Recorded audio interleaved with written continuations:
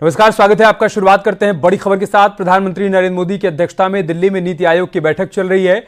इस बैठक में ममता बनर्जी को छोड़कर कोई भी विपक्षी नेता नहीं पहुंचा है। यहां तक कि एनडीए के सहयोगी जेडीयू के नेता नीतीश कुमार भी बैठक से नदारद हैं।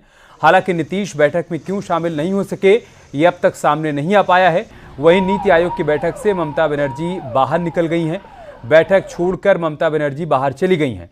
ममता बनर्जी ने आरोप लगाया कि बैठक में बोलने का कम समय दिया गया और माइक को बीच बीच में बंद कर दिया गया। यह आरोप ममता बनर्जी की तरफ से लगाया गया है और यही कारण है कि वो बैठक के बीच से निकलकर चली गई हैं। लेकिन इन सब के बीच बड़ी बात यही है कि नीति आयोग की बैठक से विपक्ष के नेताओं ने दूरी बनाए रखी है। यहां तक कि एनडीए का घटक दल जेडीयू, उसके नेता नीतीश कुमार भी इस बैठक में नहीं शामिल हुए हैं। Why you discriminate? Why you stop me? I am only attending more scope to your party, your government, and you only me on behalf of opposition. Only I am there, and you stop my mic. আপনি আমার mic বন্ধ করে দিচ্ছেন। इधर राज्यसभा सांसद दिनेश शर्मा ने विपक्ष पर हमला बोला। उनका कहना है कि गठबंधन का रवैया नकारात्मक रहा है। संविधान खतरे की झूठी अफवाह फैलाई गई। ममता बनर्जी पर बड़ा हमला बोला कि नीति आयोग की बैठक में बवाल मचाया जा रहा है। ममता बनर्जी को नाटक करने के लिए विपक्ष ने भेजा, ये कहा डॉक्टर दिनेश शर्मा ने। कांग्रेस शासित राज्य और ये ममता जी को तो बवाल मचाने के लिए भेजा था कि जाओ अंदर और प्रोपोगंडा करके है कि मीडिया ट्रायल दो कि वहां पे मेरी नहीं सुनी जा रही, उसके पहले ही तुम बवाल मचाना शुरू कर दो। एक तरीका होता है, एक एक प्रदेश से नीति आयोग में पूछा जाता है और वो अपनी चीज का विषय का प्रस्तुतिकरण करते हैं। इन्होंने पहले से इनको क्या चाहिए था इसका प्रस्तुतिकरण इनके अधिकारियों ने किया ही नहीं है। वहां पे ये केवल खाली हाथ पहुंची हैं और खाली हाथ पहुंचते ही शोर मचाना शुरू कर दिया। अंदर नहीं सुनी जा रही, अरे जब आपके प्रदेश का नंबर आएगा तब आप बोलोगे ना। आप दूसरे प्रदेश में खड़े होकर कहो कि मेरा नहीं सुना जा रहा और खड़े होकर शोर मचा के और बाहर आके मीडिया का ट्रायल देकर चले जाओगे। नाटक है, बेशर्मी है। और इस विपक्ष की जो बेशर्मी है, मैं समझता हूं कि निश्चित रूप में ये अलोकतांत्रिक परंपराओं का निर्वहन करने वाले लोग हैं। वहीं बीजेपी के अमित मालवीय ने ममता बनर्जी पर निशाना साधा। सोशल मीडिया एक्स पर ट्वीट करते हुए उन्होंने लिखा कि बंगाल के सीएम ममता बनर्जी फंड को लेकर शिकायत करें, उससे पहले कुछ तथ्यों पर गौर करना जरूरी है। उन्होंने लिखा कि लेफ्ट की विनाशकारी शासन में बंगाल में उद्योगों का पलायन हुआ और टीएमसी ने बंगाल की अर्थव्यवस्था को अंधेरे में ढकेल दिया। उन्होंने ममता सरकार पर निशाना साधते हुए कहा कि टीएमसी की अवैध वसूली से बंगाल की अर्थव्यवस्था चौपट हो गई है।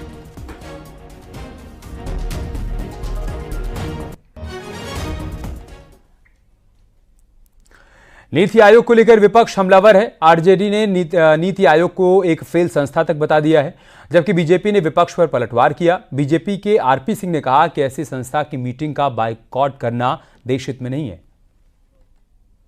नीति आयोग है क्या भाई? एक एकेडमिक एक्सरसाइज के लिए प्रधानमंत्री जी ने एक बॉडी बना दी। इसका हासिल क्या? 0/0, 0/सन्नाटा। प्लानिंग कमीशन से क्या दिक्कत है? सिर्फ इसलिए ना कि नेहरू के जमाने से वो था, तो नेहरू के जमाने की तो बहुत सारी चीजें आप ढो रहे हैं। मजबूरी है आपकी।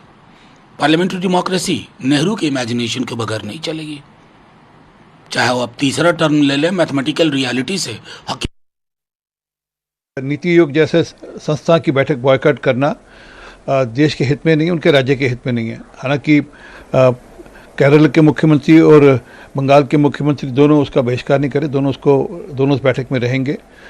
इसमें उनके राज्य के लिए और देश के लिए आगे किस प्रकार से बजट एलोकेशंस हो, किन किन सब्जेक्ट्स पर काम होना चाहिए, किन किन विषयों पर आगे काम होना चाहिए, सब विषयों पर चर्चा होती है और उसमें कुछ फैसले होते हैं। परंतु अफसोस है कि जो बैठक प्रधानमंत्री जी लीड करने वाले हैं, जिस बैठक में प्रधानमंत्री जी चेयर करने वाले, उस बैठक का ये बहिष्कार कर रहे हैं और सिर्फ राजनीति से प्रेरित होकर कर रहे हैं। वहीं विपक्ष बजट के बाद से ही केंद्र सरकार पर हमलावर है और आरोप लगा रहा है कि नीति आयोग का देश के विकास में योगदान नहीं है, जिस पर बीजेपी के मुख्तार अब्बास नकवी ने पलटवार किया है। आयोग के आज के बैठक में इंडिया ग्रुप के मुख्यमंत्री नहीं जाएंगे, ये लगभग तय हो गया है। क्योंकि तमिलनाडु के मुख्यमंत्री स्टालिन साहब ने तो पहले कहा है कि हम नहीं जाएंगे, केजरीवाल साहब को जेल में डाला है, और भी मुख्यमंत्री है वो नहीं जाना चाहते, तेलंगाना के मुख्यमंत्री नहीं जाना चाहते, इसलिए कि नीति आयोग देश के विकास में समतोल नहीं रख रही है। आपने बजट में भी देखा है और नीति आयोग के कार्य में भी देखा है।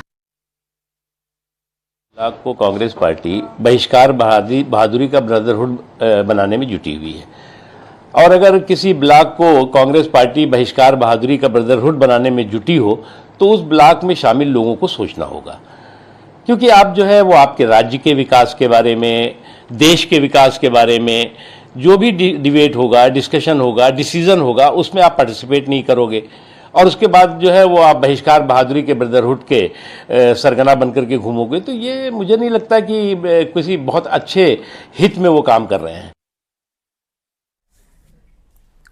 और दिल्ली से हमारे सहयोगी पवन गौड़ इस वक्त हमारे साथ लाइव जुड़ चुके हैं। पवन, पहले बजट को लेकर विपक्ष की तरफ से तकरार शुरू हुई और अभी नीति आयोग की बैठक को लेकर वार पलटवार हो रहा है। जो सियासी घटनाक्रम चल रहा है, अभी का अपडेट क्या है इसमें? देखिए, जाहिर तौर पर जिस तरह से आज सुबह जब नीति आयोग की बैठक शुरू हुई, उससे पहले ही आपने देखा होगा कि तमाम जो इंडिया अलायंस के जो गठबंधन के सहयोगी हैं, सिर्फ ममता बनर्जी को छोड़कर उसमें से किसी भी राज्य का मुख्यमंत्री वो आया नहीं था, चाहे वो कांग्रेस शासित राज्य हो या उसके अलावा पंजाब की बात करें या फिर तमिलनाडु की बात करें, इनमें से कोई भी मुख्यमंत्री आज की नीति आयोग की बैठक में शामिल नहीं हो रहा है। तो राजनीति का अखाड़ा तो नीति आयोग की बैठक को पहले ही बना दिया गया था। अगर अभी की बात करें तो आपने देखा कि थोड़ी देर पहले ममता बनर्जी जो है वो नाराज होकर नीति आयोग की बैठक से बाहर निकली और बाहर निकलकर मीडिया के सामने उन्होंने आरोप लगाया कि मुझे बोलने नहीं दिया गया, मुझे सिर्फ जब मैं अपनी बात रख रही थी तो उसके बीच इसके दौरान ही मेरे माइक को बंद कर दिया गया। हालांकि सरकार के द्वारा उस पर स्पष्टीकरण दिया गया कि उनको पूरा समय दिया गया, जितना उनका कार्यकाल था उनका माइक कहीं भी बंद नहीं किया गया। तो ये सब तरह की पूरी राजनीति जो है वो नीति आयोग की बैठक में भी देखने को मिल रही है। हालांकि जो नीति आयोग की बैठक है उसमें तमाम जो अन्य राज्यों के जो मुख्यमंत्री हैं वो उस बैठक में शामिल हो रहे हैं। किस तरह से 2047 तक भारत को विकसित देश बनाना है, उसको रोड मैप को लेकर लगातार मंथन चल रहा है। प्रधानमंत्री नरेंद्र मोदी लगातार कहते हैं कि परस्पर सहयोग से ही, जब राज्यों और केंद्र का परस्पर सहयोग होगा उसके माध्यम से ही पूरे देश का विकास संभव है। तो उसी को लेकर नीति आयोग की बैठकों का आयोजन किया जाता है और बैठकों में तमाम तरह की बातें होती हैं। केंद्र की कौन कौन सी योजनाओं का कितना इंप्लीमेंटेशन किस राज्य में हो चुका है, कहां कोई कमी रह गई है तो उसको और पूरा कैसे किया जा सकता है। अगर राज्यों की कोई समस्या किसी योजना के इंप्लीमेंटेशन में आ रही है तो उसको किस तरह से राज्य अपने सामने लेके आते हैं, राज्य अपनी समस्याएं केंद्र के सामने रखते हैं, केंद्र उनका समाधान खोजता है। अगर राज्यों को कोई विशेष सहयोग चाहिए होता है केंद्र से तो वहां केंद्र जो है उनको राज्यों को सहयोग देता है। तो उन सब बातों को लेकर नीति आयोग की बैठक में चर्चा होती है। क्योंकि प्रधानमंत्री इस बैठक की अध्यक्षता कर रहे होते हैं तो मुख्यमंत्री सीधे तौर पर प्रधानमंत्री से बातचीत करके अपनी मांगों को, अपनी बातों को रख सकते हैं। तो ये जो बैठक उनके सामने रख सकते हैं, लेकिन ऐसा हो नहीं रहा है। विपक्ष का जो रवैया है बायकॉट वाला है। लेकिन नीतीश कुमार इस बैठक में शामिल क्यों नहीं हुए? पवन, क्या इसको लेकर कोई अपडेट है क्या? देखिए, नीतीश कुमार की तरफ से पहले ही ये कहा गया था कि वो बैठक में अपने कुछ जो कारण हैं उनकी तरफ से वो शामिल नहीं हो पाएंगे। उनकी जगह जो वहां के उप मुख्यमंत्री हैं सम्राट चौधरी, वो उस बैठक में शामिल होंगे। लेकिन चूंकि ये नीति आयोग का ये जो एक नियम है उसमें सिर्फ मुख्यमंत्री के साथ साथ सिर्फ चीफ सेक्रेटरी ही बैठक में शामिल हो सकते हैं, उनके अलावा और कोई शामिल नहीं हो सकता। तो उसके चलते सम्राट चौधरी भी बिहार की तरफ से शामिल आज की बैठक में नहीं हो पाए हैं। तो उसमें कोई राजनीतिक कारण नहीं है, सिर्फ नीतीश कुमार ने पहले ये कह दिया था कि मेरी तरफ से सम्राट चौधरी उस बैठक में शामिल होंगे। हालांकि सम्राट चौधरी भी एलिजिबल नहीं थे उस बैठक में शामिल होने के लिए, तो सम्राट चौधरी भी आज की बैठक में शामिल नहीं हो पाए हैं। लेकिन तमाम और जो राज्य हैं, आपने देखा लगातार अब नीति आयोग की जो बैठक जो है वो कहीं ना कहीं उसमें चर्चा राज्यों के विकास को लेकर होनी चाहिए थी। कहीं ना कहीं चर्चा उसमें केंद्र और राज्य कैसे एक साथ परस्पर सहयोग करके आगे पूरे देश को बढ़ाने में अपना योगदान दे, उस पर चर्चा होनी चाहिए थी। उसकी जगह वो अखाड़ा जो है राजनीति का बन गया है, सियासत हो रही है। ठीक है, बहुत बहुत शुक्रिया पवन आपका हमारे साथ जुड़ने के लिए और जानकारी हम तक पहुंचाने के लिए। इधर योगी आदित्यनाथ, केशव प्रसाद मौर्य और यूपी के दूसरे डिप्टी सीएम ब्रजेश पाठक दिल्ली में मौजूद हैं। यूपी सदन में कल बीजेपी के राष्ट्रीय संगठन महामंत्री बीएल संतोष ने सीएम योगी आदित्यनाथ से मुलाकात की। काफी देर तक दोनों नेताओं के बीच बातचीत हुई है और आज का अपडेट यह है कि आज दोनों डिप्टी सीएम भी दिल्ली में ही मौजूद हैं। कयास इस बात के हैं कि आज प्रधानमंत्री मोदी से भी मुलाकात हो सकती है, गृह मंत्री अमित शाह से भी मुलाकात हो सकती है, कुछ और नेताओं से भी मुलाकात संभव है।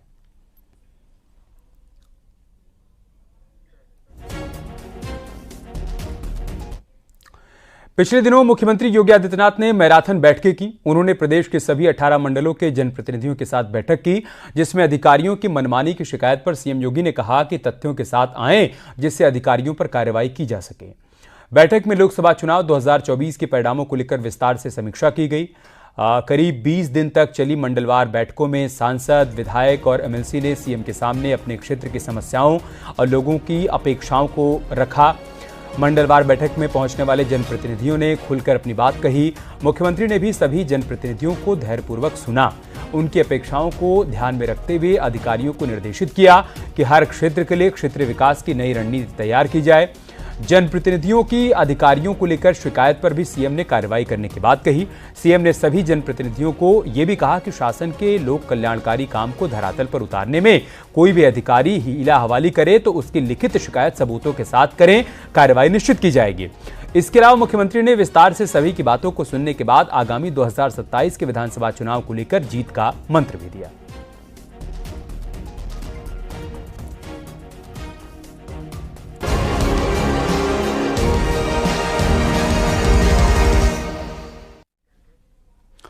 इधर यूपी के डिप्टी सीएम केशव प्रसाद मौर्य ने सोशल मीडिया साइट एक्स पर पोस्ट किया और समाजवादी पार्टी के मुखिया अखिलेश यादव पर हमला बोला।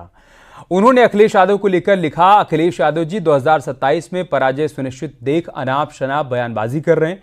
जनता से झूठ बोलकर 2024 में मिली सफलता से वो गुब्बारे की तरह फूल गए हैं। 2014, 17, 19, 22 में सपा की पराजय याद रखनी चाहिए। 2027 में हम 2017 को दोहराएंगे।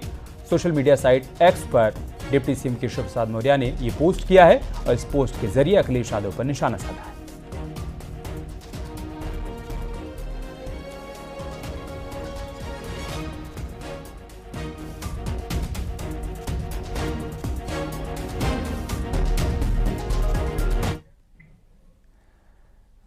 दरअसल इससे पहले अखिलेश यादव ने भी केशव प्रसाद मौर्य को दिल्ली का मोहरा बताया था, जिस पर केशव प्रसाद मौर्य ने पोस्ट किया। केशव प्रसाद मौर्य ने अखिलेश यादव को करारा जवाब दिया पोस्ट करते हुए। वो मोहरा हैं, दिल्ली के वाईफाई के वो पासवर्ड हैं।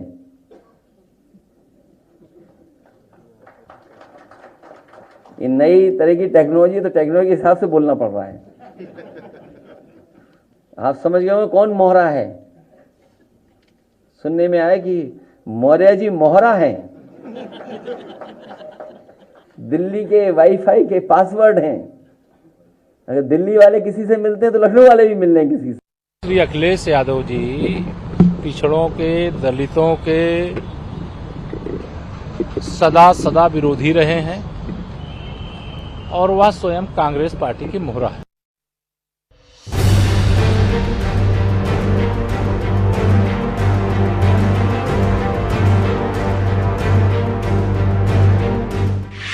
दिल्ली में होने वाली बैठक से पहले सियासी बयानबाजी का दौर शुरू हो गया है। एक ओर से वार हो रहा है तो दूसरी ओर से पलटवार। ये सियासी जंग एसपी अध्यक्ष अखिलेश यादव और यूपी के डिप्टी सीएम केशव प्रसाद मौर्य के बीच हो रही है। अखिलेश यादव ने यूपी के डिप्टी सीएम केशव प्रसाद मौर्य को मोहरा बताया है।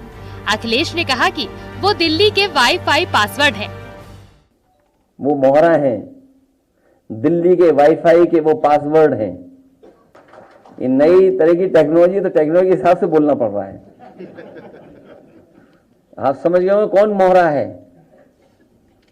सुनने में आया कि मौर्य जी मोहरा हैं, दिल्ली के वाईफाई के पासवर्ड हैं। अगर दिल्ली वाले किसी से मिलते हैं तो लखनऊ वाले भी मिल रहे हैं किसी से।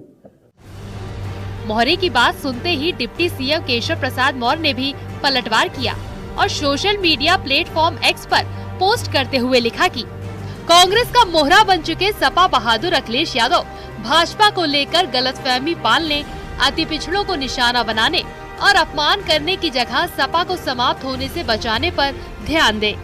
बीजेपी 2027 में 2017 दोहराएगी। कमल खिला है, खिलेगा, खिलता रहेगा। इस सियासी लड़ाई में कांग्रेस को भी हाथ धोने का मौका मिल गया। कांग्रेस ने चुटकी ली तो बीजेपी ने भी उसका जवाब दिया। भारतीय जनता पार्टी की सरकार चल रही है और 2027 में समाजवादी पार्टी को बड़े अंतर से चुनाव हराकर भारतीय जनता पार्टी प्रचंड बहुमत की सरकार एक बार फिर बनाएगी। देखिए, समाजवादी पार्टी की कार्रवाई से ज्यादा जनता कार्रवाई करने का मन बना चुकी है, क्योंकि भारतीय जनता पार्टी ने लोकतंत्र को लूटतंत्र में बदल दिया। फिलहाल अखिलेश यादव और डिप्टी सीएम केशव प्रसाद मौर्य के बीच सियासी वार पलटवार कोई नई बात नहीं है। अभी कुछ दिन पहले भी दोनों के बीच ट्विटर वार हुआ था, जिसमें अखिलेश यादव ने लिखा था कि दिन पर दिन बीजेपी कमजोर हो रही है, बीजेपी में टकराव और भटकाव का दौर है, बीजेपी में एक दूसरे को कमरत दिखाने के लिए कठपुतली का खेल खेला जा रहा है, बीजेपी में पर्दे के पीछे की लड़ाई सरेआम हो गई है, इंजन ही नहीं अब तो डिब्बे भी आपस में टकरा रहे हैं। अखिलेश यादव के इस बयान का खुद केशव प्रसाद मौर्य ने जोरदार पलटवार किया है। डिप्टी सीएम ने लिखा था कि सपा बहादुर श्री अखिलेश यादव जी भाजपा की देश और प्रदेश दोनों जगह मजबूत संगठन और सरकार है। सपा का पीडीए धोखा है। यूपी में सपा के गुंडाराज की वापसी असंभव है। भाजपा 2027 विधानसभा चुनाव में 2017 दोहराएगी। वैसे तो इस सियासी लड़ाई में मोहरे की बात नहीं है, लेकिन इन दोनों नेताओं के बीच सियासी नोकझोंक पुराना है। Bureau report, news 18।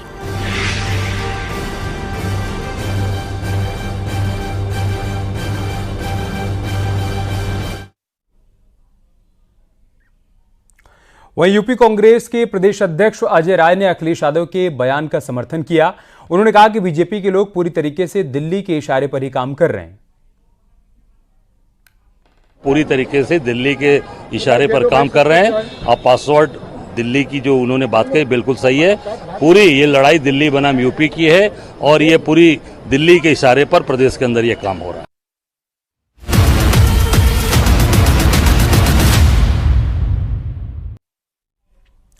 अग्निवीर को लेकर एक बार फिर से अखिलेश यादव ने सरकार पर निशाना साधा। सोशल मीडिया एक्स पर अखिलेश यादव ने पोस्ट किया, सत्ता में आते ही 24 घंटे में रद्द होगी देश की सुरक्षा से समझौता करने वाली और सैनिकों के भविष्य से खिलवाड़ करने वाली अल्पकालिक अग्निवीर सैन्य भर्ती।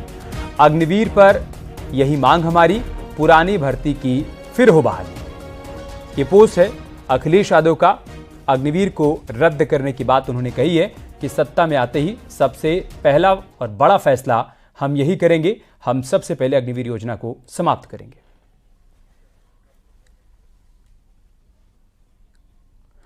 वहीं अग्निवीरों को लेकर सीएम योगी ने बहुत बड़ा फैसला लिया। योगी सरकार ने सेना में अपनी सेवा देकर लौटे अग्निवीरों को आरक्षण देने का फैसला किया है। यूपी पुलिस पीएससी में आरक्षण दिया जाएगा। सुनिए क्या कहा सीएम योगी आदित्यनाथ ने अग्निवीरों को लेकर। बीएसएफ ने, सीआरपीएफ ने, सीआईएसएफ ने, अन्य तमाम हमारे जो पैरामिलिट्री हैं उन्होंने भी इस बात की घोषणा की है और उत्तर प्रदेश सरकार ने भी इस बात को कहा है कि अग्निवीर की योजना जैसे आगे बढ़ती है और जब ये अपनी सेवा के बाद वापस आएंगे तो हम उत्तर प्रदेश पुलिस सेवा में, पीएसी में इन नौजवानों को प्राथमिकता के आधार पर समायोजन की एक सुविधा देंगे, वेटेज देंगे। उनके लिए एक निश्चित आरक्षण की सुविधा हम अपनी सेना, अपनी पुलिस में उपलब्ध करवाएंगे। एक ट्रेन मैन पावर हमें मिलेगा, अनुशासित युवा हमें मिलेगा और इसका लाभ राज्य लेने के लिए पूरी तरह हम लोग प्रतिबद्ध होंगे। उत्तराखंड में अग्निवीरों को नौकरी में आरक्षण दिया जाएगा। सीएम धामी ने एक बार फिर से इसका ऐलान किया। दिल्ली पहुंचे सीएम धामी ने कहा कि अग्निवीर देश के लिए लड़ रहे हैं और सेना में सेवा समाप्ति के बाद उनको राज्य की नौकरियों में आरक्षण दिया जाएगा और जिन जिन विभागों में उनकी जरूरत होगी उनकी सेवाओं को लिया जाएगा।